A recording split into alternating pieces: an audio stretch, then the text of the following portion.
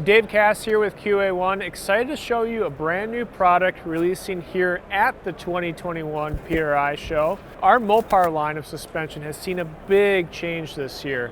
We have come out with a brand new front and rear system for these cars, transforming your A, B, and E body car into something more like a modern driving machine.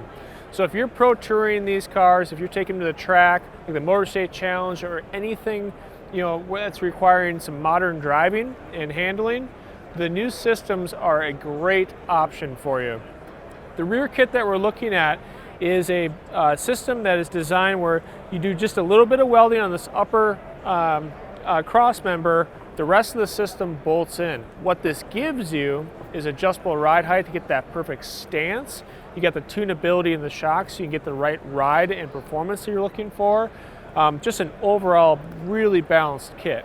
Works with your factory fuel tank and everything else that the OE system has. But this is something that will transform the rear of your Mopar.